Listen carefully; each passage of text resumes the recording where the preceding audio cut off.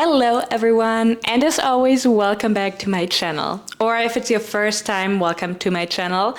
My name is Marlene and I talk about eating disorder recovery and everything related to healing the relationship with your own body, with food, and with movement.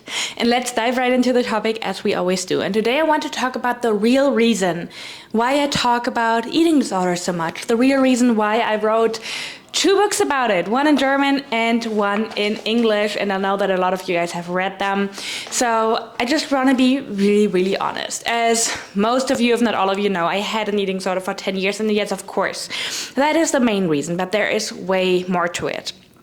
As somebody who went through the different stages of actually different eating disorder, from over-exercising to like diet cycles to binge restrict circles to eventually having anorexia for nearly a decade, I just know how much society, how much maybe even the people in our lives can have an impact on this. And this is not to blame anyone, but sometimes I think about, had I not been in certain relationships, had I not been in certain situations, maybe the outcome would have been different, and maybe not. And it's really not about that. It's not about the what ifs. But again, all of those thoughts play a part in why I make so much content about the topic and why I really want to speak out about the topic.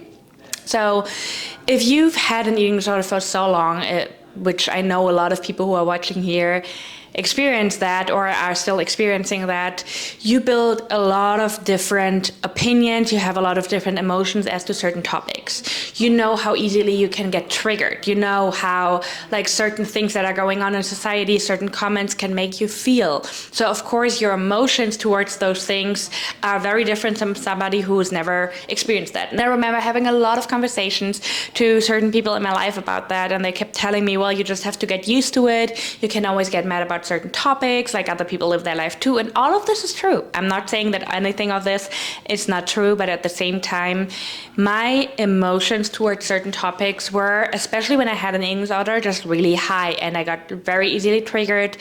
And going through this whole process of nearly dying from an ED and going through all this hard time with a lot of misunderstandings, with a lot of people who think you're just faking it or you're just doing it for the attention and all the good things we all are probably used to hearing or at least have heard in our lives. It just builds up this huge pile of emotions. And then when I went through recovery, it was at least just as hard, if not harder. I didn't only lose my life nearly to my eating disorder, I also nearly lost my life to my recovery. And I never really spoke up about that like this before, but I was very depressed and I didn't think that I could keep on like this. I didn't think that I could handle this any longer. And you go through recovery and all these people that like told you that they would do anything for you to gain weight and to start eating, all of a sudden seem to not understand anymore. And all of a sudden it becomes too much. Your weight gain becomes too much. What you're eating is too unhealthy, when this is just what's saving you right now. And I just remember that resentment that I built, not necessarily towards the people, but towards the non-understanding, and especially also towards certain doctors. I was lucky enough to have a few great doctors in Germany, and I have to say they like really supported me unknowingly on my journey. I had like a cardiologist that just said some so comforting things to me in a time where I actually was very close to a relapse, and he might have actually saved me from that relapse, which he probably doesn't even know. I had an MD who's also my mom's friend, who like really kept me going and who really supported me and who never made any comments about my weight or about how much I have changed. And at the same time, I also had a lot of really bad experiences. And again, all these things like did not lead to a safer or easier recovery for me. And having gone through not only an eating disorder that nearly killed me, but also a recovery that nearly did, just gave me that feeling that I have to talk about it more, because I knew that it was not just me. I knew that I wasn't the only person who's going through recovery, and it's not that grace phase, and it's not just all sunshine and flowers. And I think had I have more people who would have given me that reassurance, which some people did. My mom, for instance, always did an amazing job, even though she never experienced that. But she never failed to tell me that I should keep on going and that I am not there yet, and therefore I can't feel the way that I will when I'm fully recovered. And I just had to believe her. But I think had I have more people who've also been through the process who told me that and who gave me that reassurance, maybe I've had more faith. And I always had faith, but I think it would have been a little bit easier.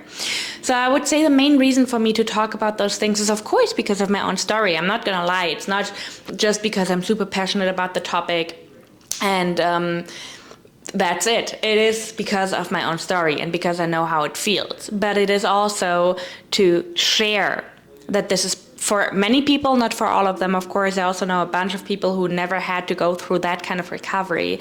But for many people, it is the truth. And for many people, this doesn't mean the end of the world yet, even if it feels like that sometimes. But for many people, this is part of their story. And the reason why I'm sharing all of that is mainly to get people through this that are struggling with that themselves. But of course, I also hope that maybe a doctor or maybe a mother, a sister, a boyfriend, a partner, anyone sees this who, you know, might become a little bit aware of what their loved one is going through or what their patient is going through, because I still think that there's so much education that needs to be done in the medical field. So yes, that is part of it, but I would say the main reason is to give you guys hope and to let you guys know that all of these things are okay and normal and that you will get through it as long as you don't give up.